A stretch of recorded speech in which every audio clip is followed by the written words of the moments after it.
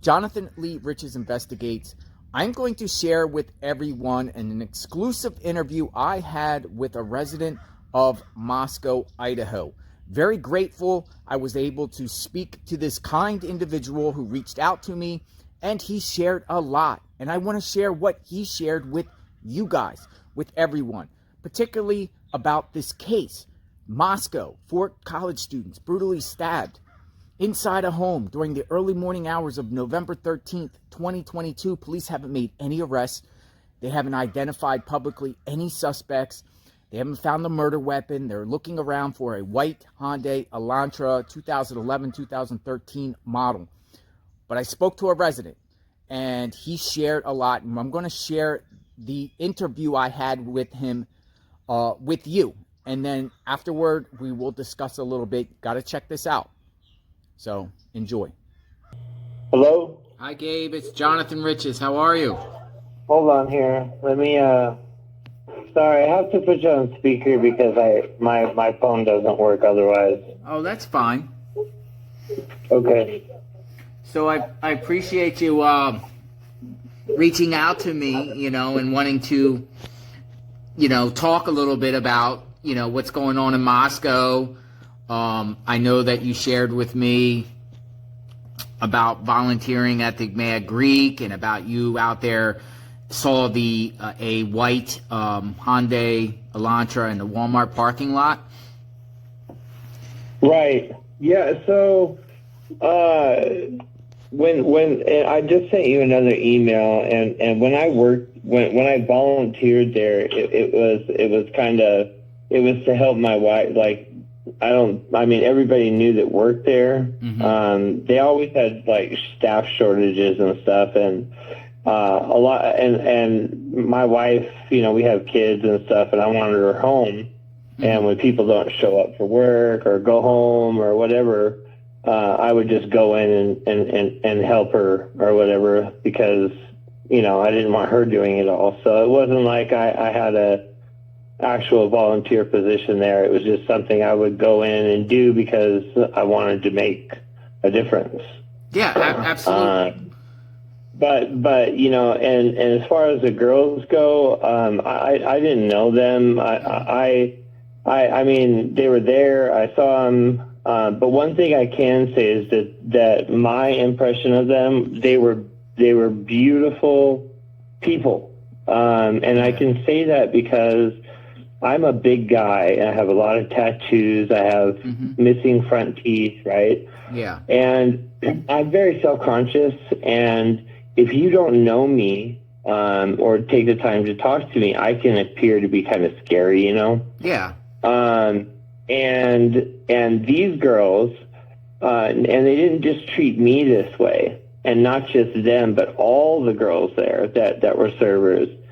They're full of life, happy, and they always treated me with real respect. They look at you in your eyes when you would talk to them. Mm-hmm. They were genuine, and really respectful, and that's really what hurt so bad, is because these were just good humans. Yeah. And then when I saw that car, the thing that I was thinking was, how many other people pass by that car in Moscow? And there's not very many of those cars in Moscow, right? Oh, okay. How many other people just passed by that car and thought nothing of it? Like, I thought to myself, this, when I called the police and then they said, don't tie up the line, we'll give you another number to call. Then I got transferred 2 more times, and I was like, well, this is getting nowhere. So I just took a YouTube video, mm-hmm. And posted it before the FBI ever got onto the phone.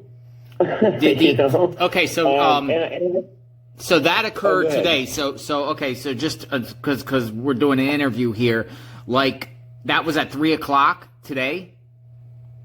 Yesterday. Yesterday. Okay, so 3 o'clock yesterday. Yep. You were what? Just driving past the Walmart and you saw the white car out there. A white car out there. The white Hyundai Elantra. Yeah, pretty much. Like I was parked in the parking lot, so I'm always at Walmart because I'm a Walmart Spark driver. Mm-hmm. So and I drive about 200 plus miles a day.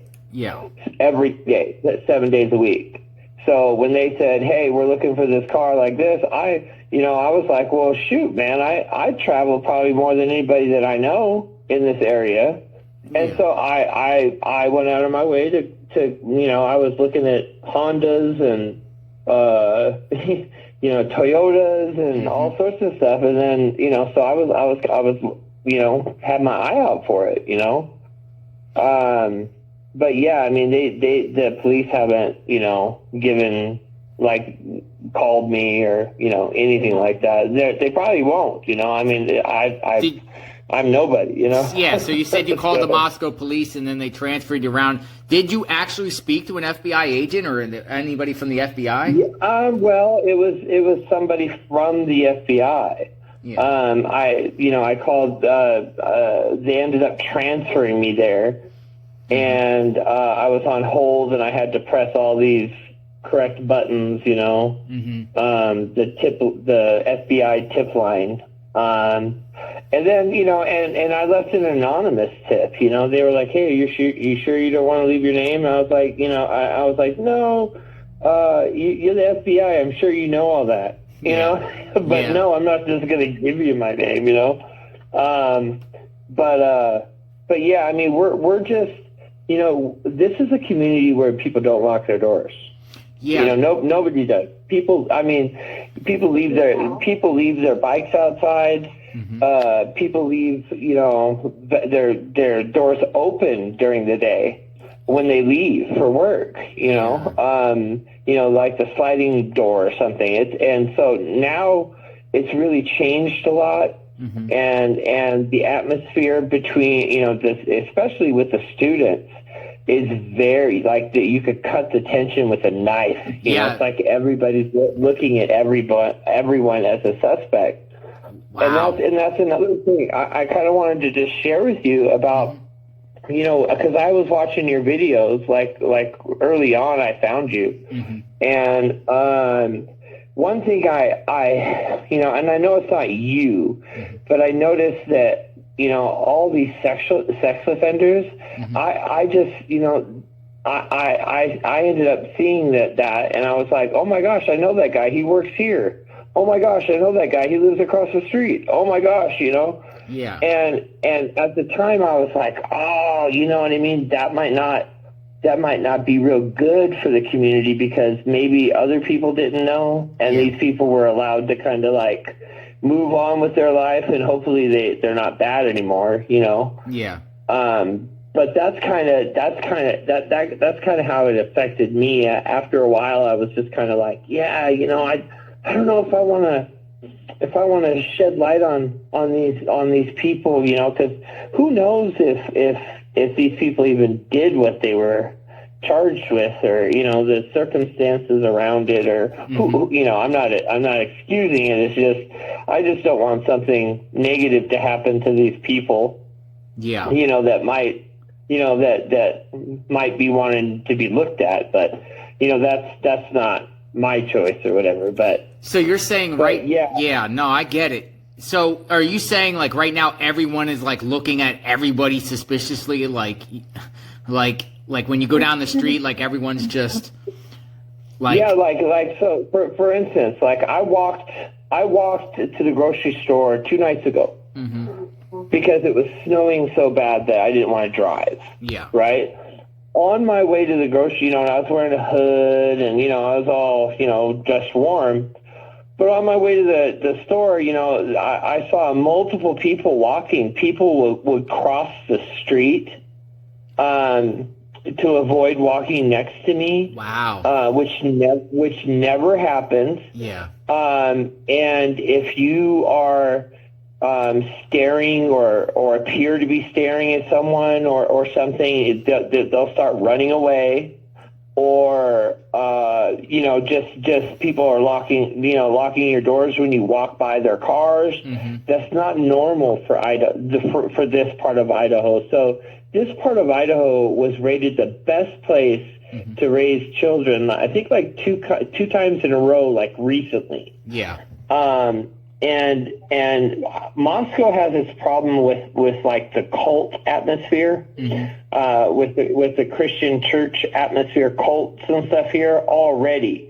So the town is already kind of split in a huge way from some of the churches in town and what they've done and are doing. And so when you have something like this happen already to kind of a divided place, it's really hard. It's really hard to see, because the college kids here are the main source of income for two cities, 2, 3, 4 cities surrounding. And now 40% or more of the kids haven't even returned, because out of fear or wanting to stay alive. And it's just really turned this town upside down. Yeah. So and the police here, they're overwhelmed. These guys are like more like peace officers, right? Than police. I mean, they'll have like the occasional alcohol bust or something like that, but they don't really deal with this kind of stuff. They're over their head, and they got the whole country wanting answers. And and it's just it's sad, but you can't get blood out of a turnip. You know what I mean? And the fact that this white car, that they knew that this white car all along, that there was this car, is what I heard, and then they just pretty much released to the public. I mean, that's negligent. That's gross negligence. I mean,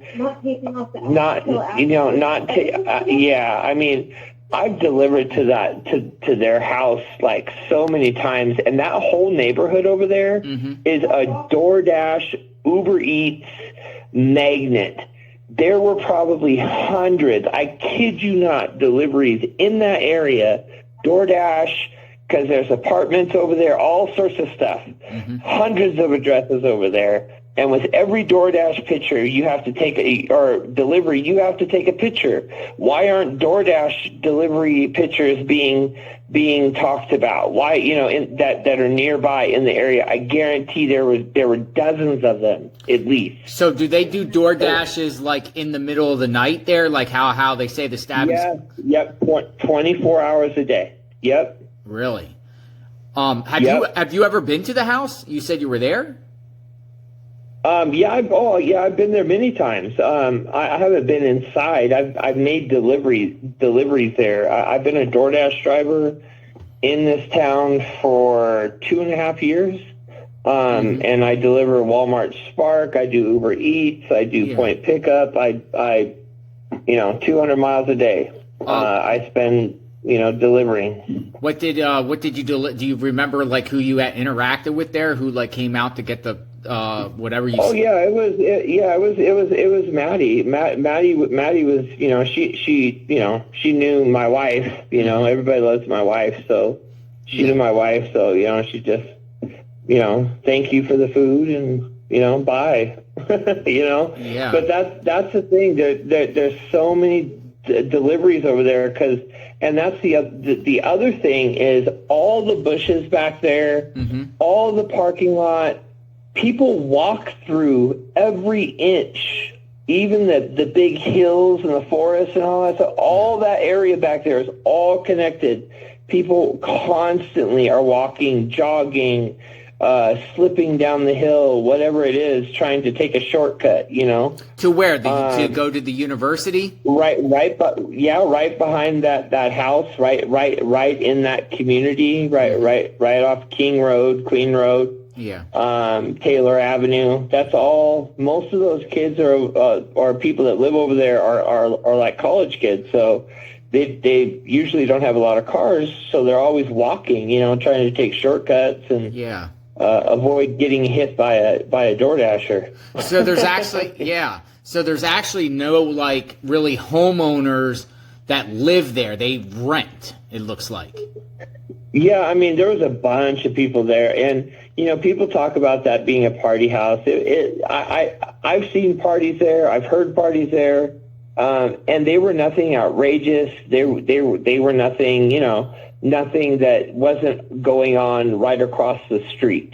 If you know what I'm saying, that whole area over there that's just how it is. People having fun and being young and wanting to enjoy not being on finals week, or celebrating getting over it, or whatever. I mean, we love our college kids here. Yeah, they're our bread and they're our butter, especially for me in the gig economy. So what is gig economy? What is the gig? Yeah, I've taken like Uber Eats, Uber Eats, DoorDash. Yeah. I've taken quite a hit from the kids being home. My income has gone down $500 to $800 a week since this happened. Yes, since the murders happened. Yeah. Why is it just people just not wanting people to come to their homes, or are they just staying in and they just? I think it's a little bit of that, but I think mostly that it's the same thing that happens after the kids leave for summer break or winter break. Yeah. It's the exact same thing that happens. It's just dead. Nobody's wanting deliveries, and then I've been having people come out of their house. Why are you here? What are you doing here? I'm making a delivery. So people are really on edge. Yeah. There's other drivers who have had guns pulled on them. Wow. People are just really, really sketched out. Yeah. And the police have a responsibility to this community and to the oath that they took. To not keep information private. I'm sorry, but you don't keep information private. I don't, that's, who wants to keep things private? Liars. Liars want to keep things private. Yeah. People that don't want the truth want to keep things private. And that things need to be shouted from the rooftop. That's my opinion. Mm-hmm. And brainstorm, throw everything out there like you're doing. Yeah. Hey, could it be this? Hey, could it be that? And then let people make up their own mind. We're not robots. That we just believe what we're told. So you are a proponent of openness and transparency, just with what's going on. 100%. 100. I mean, if one of the people were hurt more than all of the others, that's something that should be told to everybody, so that maybe people feel a little bit of comfort, thinking, hey, you know what, maybe that's because that person had some really bad interaction with someone, and then they did that to them, and I won't do that, so I'm going to be okay. But the unknown, where no one knows what this is about, who it could be, which one they had a beef with, is just putting everyone on edge. Yeah, I mean, it's totally on edge. I mean, totally. I mean, like I said, you can cut it with a knife. It's so thick in the air. Have you seen police do extra patrols? Have you seen police going down the streets patrolling more since this happened? Yeah, but I've never seen them stop anyone. So it's kind of like, they're there. Like they're parked pretty much 24/7. On Taylor Avenue, and there's 2 of them, and sometimes there's 4 of them that are in that area of the patrolling. But I probably see about 7 or 8 cars beyond the Moscow normal cars, and actually it's died down. like quite a lot. Probably half of the amount of the cars that I've been noticing have been gone in the last week, and it's kind of like skeleton, numbers now. So was that the same time last year, the same thing, or is this just because you think it's because of this tragedy? Yeah, I think it's because of this crime. Yeah, it's scaring people away. Yes. Yep.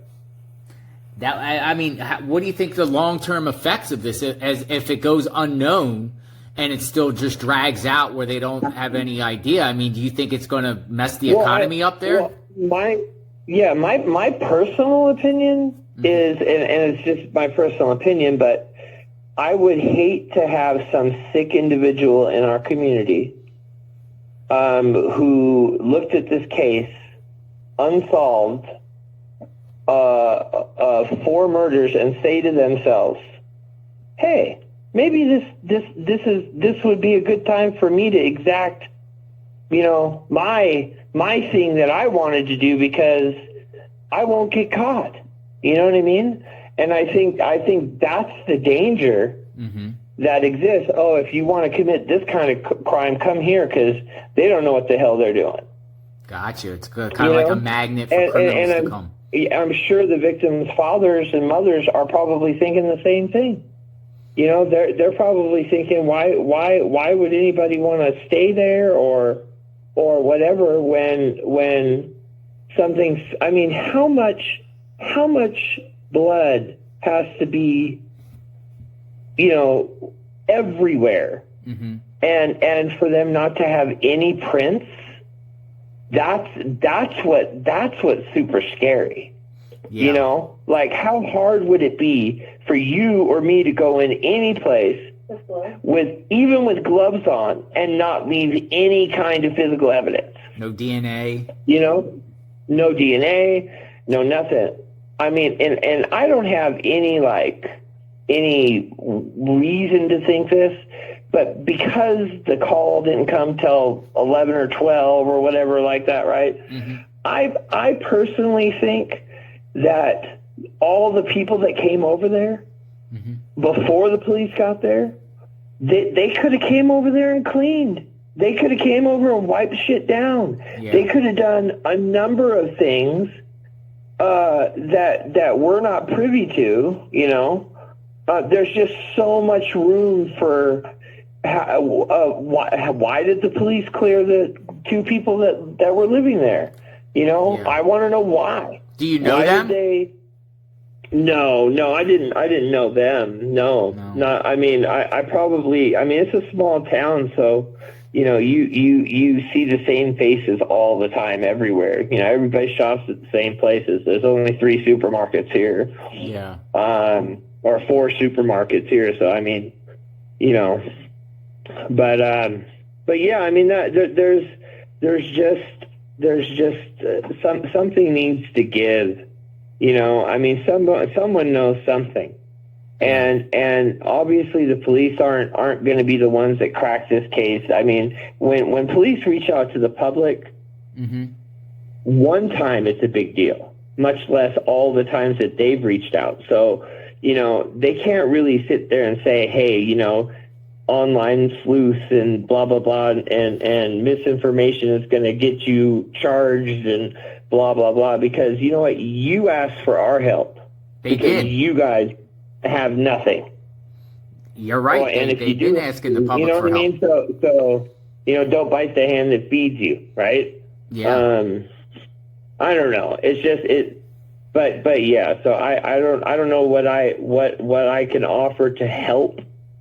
No, I wanted to, it's good that you're giving a wonderful perspective of what life is like there right now while this is going on.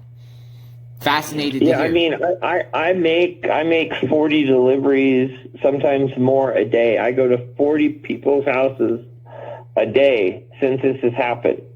And I have a really good, everybody that I talk to wants to talk to about this. It's on their mind. It's have you heard? Do you know? Is there anything latest out? It's literally And that's what I think the danger of not solving this is. It needs to be solved. It needs to be, If I don't know what the answer is. Would there be a tipping point for you, like if they didn't solve it, to where you would get your family and get out of there, or are you staying put? No, I'm gonna stay put. I've always trusted the Lord with my life and with my family's life.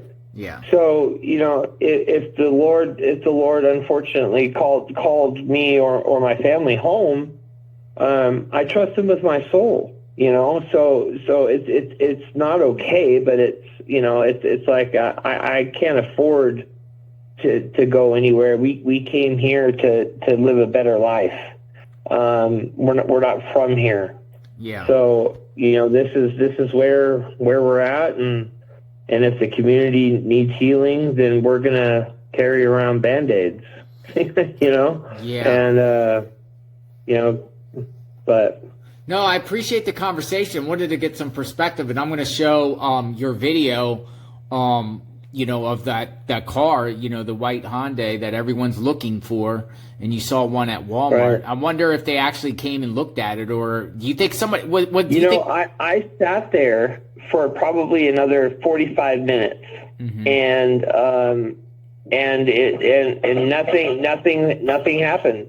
I didn't see anybody walk out to it, but what struck us as odd is that where it was parked, it was like somebody wanted it seen, because it was like on the very end of the row. Yeah. Right. And it's just weird. It's just weird. And then I came back about a half hour later after I did an order, and the car was gone. Interesting. So, and I've been back today, and I've been down every aisle looking for it, and I haven't found it. Interesting. With the Mad Greek, right? So, do you think it's possible, maybe somebody maybe preyed on Xana and Maddie from the Mad Greek, like a customer, someone obsessed with them, and maybe stalked them? Well, I mean, of course, I can't speculate, but I know that every place has regular customers. Yeah. I know that, and Mad Greek is one that has regular customers too. And it's a place where you could go and you could sit down for an hour or two, mm-hmm. and just not be bothered. So a lot of that stuff is possible, and I would say anything is possible, because we don't know. Is the we don't. I didn't know that the owner of Mad Greek was an SO. I had no clue. I thought the owner of Mad Greek was a lady named Jackie. I had no clue that it was owned by, or part of this other company, and owned by that guy. But that guy is my neighbor, two blocks down. Are we talking about? Wait, were we talking about the Mad Greek or the business behind it? The business behind it. That guy you showed me a picture of in the email. Yeah. And said that was the owner. Yeah. He lives by my house, and I had no clue that he was even the owner. So it must be run by someone else or something. I don't know. Mm-hmm. So the Mad Greek, that's right by the grub truck, right? The grub truck, correct. Not you could throw a rock at it from the alleyway. Did you hear anyway how Maddie and Kaylee got from the corner club down to the grub truck? Did they walk?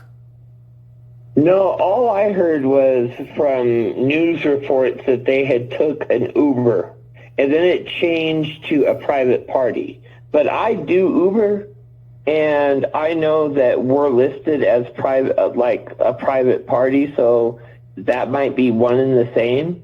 But initially, I thought, just out of my gut, that I wonder if it was the Uber driver. I wonder if he.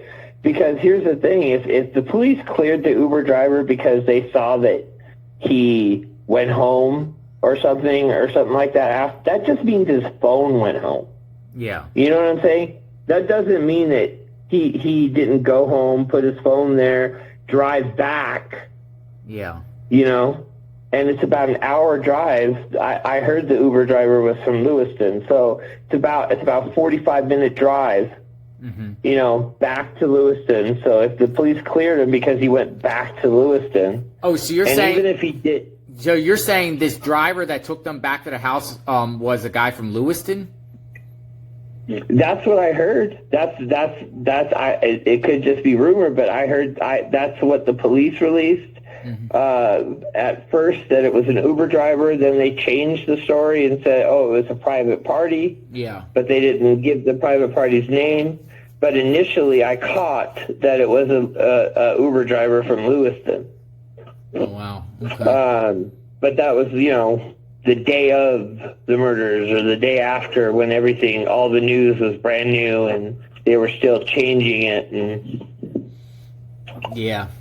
No, I appreciate the conversation. You put some things into perspective. I don't even know what else to ask in a sense that, you know. Well, I would just keep you know, I would just say that I would plea with people in Moscow and Pullman to come together.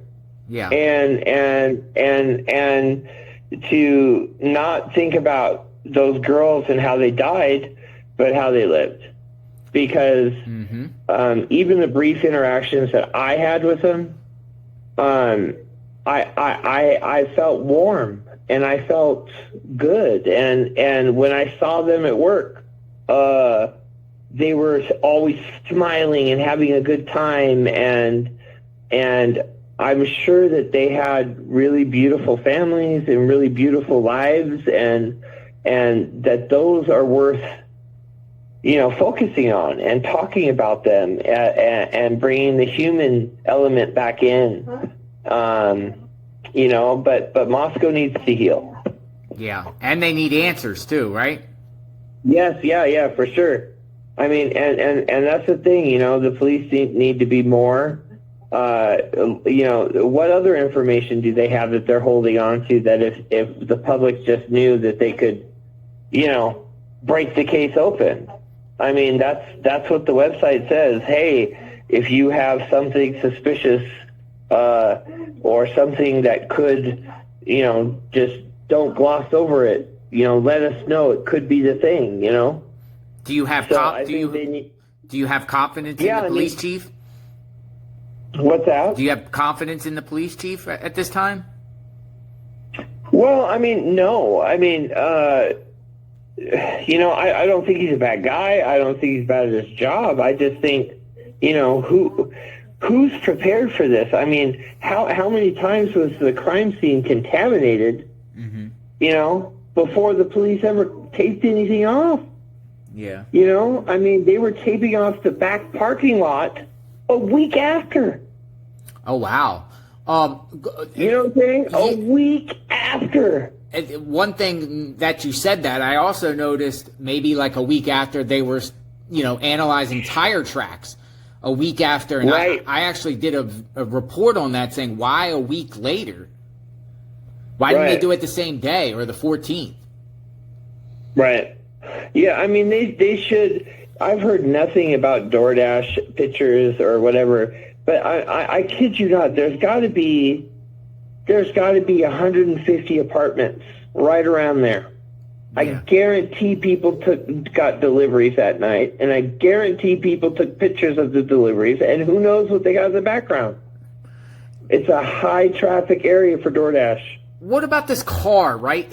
How could this car is there surveillance on like the main streets? I know there's one main street there. I mean, is there street cams and surveillance around there that would have captured this car? So that neighborhood, interesting enough, that neighborhood is kind of the wealthier side of Moscow, and most, if not all, the houses there have doorbell ring cameras. Yeah. On the road going both ways. Interesting. So I don't get it. I just, you know, there's a gas station right there. There's the police station right there, the new one that they just built. there's so many cameras, so many, like, there's only like a couple cell phone towers. I just don't see how they don't know exactly who was there, you know? Yeah, or maybe they know and they're just keeping that quiet. Yeah, I mean, why is the Wi-Fi router not being talked about?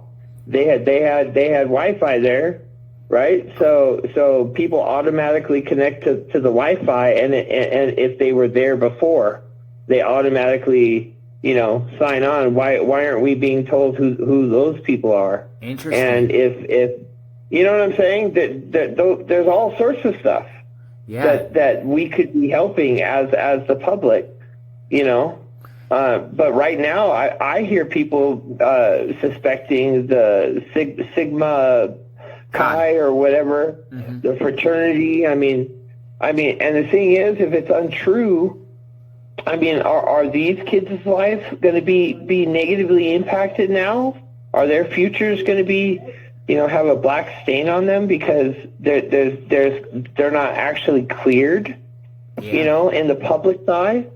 You know, nobody wants to think of those kids as possible suspects. Let's get them out of the way. Let's talk about it, you know? You raise a great point there. You know, the longer it stays unsolved, then there's like a stain on these guys' reputations because, you know, people might think, hey, they're involved moving forward until someone is held accountable.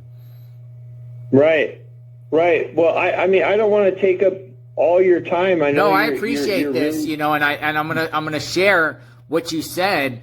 You know, I like what you said about, you know, the healing that Moscow needs to heal. Yeah, and not just for this. I mean, we need to heal from the cult. You know, what do they call them? They call the people that go to a Christchurch Kirkers. Yeah. And I mean, we need to heal from that too. We just need to see everybody as equal, and everybody as important, and everybody as someone that we could love, and not have a reason to hate them. Appreciate the conversation, Gabe. Thank you for the chat, and thank you for the insight of what's going on in Moscow, Idaho. For sure. It was good talking to you. Have a good night, okay? Thank you, Gabe. Be safe. Praying for you guys. All right. Okay. Thank you. Bye. So, yeah, his name is Gabe. Very kind individual. You know, he shared about the whole town, or what the town is going through. And I thought that was interesting. After these stabbings happen, what's life like in Moscow? And you clearly heard, you know, everyone's on edge, tension. Everyone's staring at everyone like everyone's a suspect, paranoid. People want answers. He said something very interesting about putting the community needs to come together, you know, and he, you know, he works, you know, in a service where he delivers food, and he actually went to the home before. He described the neighborhood where the stabbings happened. So hopefully that provided some insight. Hope you enjoyed it. You know, I appreciate people reaching out to me and giving perspective of what they feel is going on in the area. I would love to hear other people's viewpoints on what's going on. So anyone can reach me. I'll leave my email in the description and the comments of this video. Let me know your thoughts about this interview, anything that stuck out to you. Also, he was out, his name is Gabe. He was looking around for that white Hyundai Elantra and actually found one in a Walmart parking lot, and he shared the video with me about that. So I will share that with everyone. I'll post that on a new video. I'll be putting that out very, very soon, so stay tuned for that. Subscribe to my channel, like, hit the notification button. I am covering this case at all angles. I want to hear from residents in the Moscow area. I want to know what you're feeling and what's going on there and what's your thoughts, just like Gabe shared. So I'm very grateful for that. God bless him and his family, and we'll talk soon. So everyone stay tuned. I'll be back later.